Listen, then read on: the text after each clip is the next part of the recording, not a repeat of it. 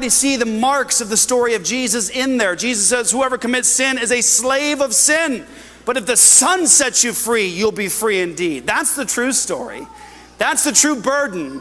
That's the true slavery all of God's people have. It's slavery to sin. And that's the slavery God intends to free us from forever, permanently. And that's where the story is anchored, there, back there.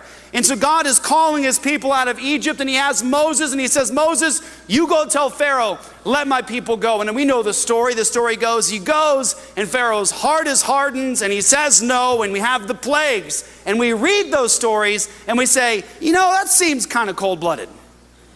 Doesn't it seem weird? It seems like this fanciful and crazy story.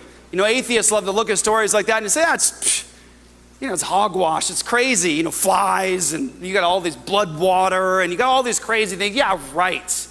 Well, if you know history and you understand the story and what God is doing there, it's actually pretty spectacular. Let me read this to you from an article.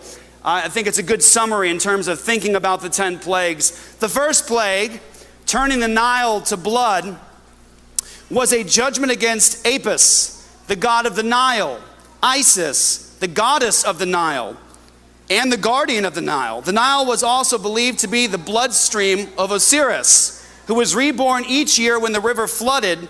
The river, which formed the basis of daily life and national economy, was devastated as millions of fish died in the river and the water was unusable. Pharaoh was told, by this you will know that I am the Lord, Exodus 7:17. So the first plague enters, and what is it? It's a showdown of gods.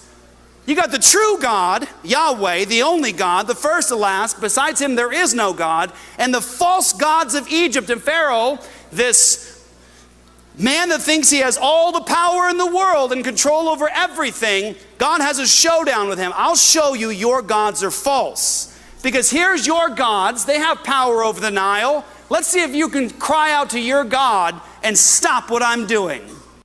So this is interesting as well. So I think as pastors, we should really dive into kind of the undertones and what they would have known at the time that we kind of lose over centuries of being separated from this, is that there is this real undertone of what's happening here in the plagues that just a plain reading we would miss without knowing, again, historical context. I think a reference for this that I found very helpful is Dr. Mike Hessner, I think is how you pronounce his last name, that he does this with a lot of the Old Testament, showing the cultural context, how it plays in, what they would have understood this as, what this would have meant to them. And it really is helpful to see that so that you can connect it to your reading of Scripture to say, oh, okay, that makes a lot more sense now. That actually clears up the cloudiness of the situation, because now we understand the context of the situation, what's occurring. So when Jeff here is going through and explaining the Passover and explaining that the Passover is really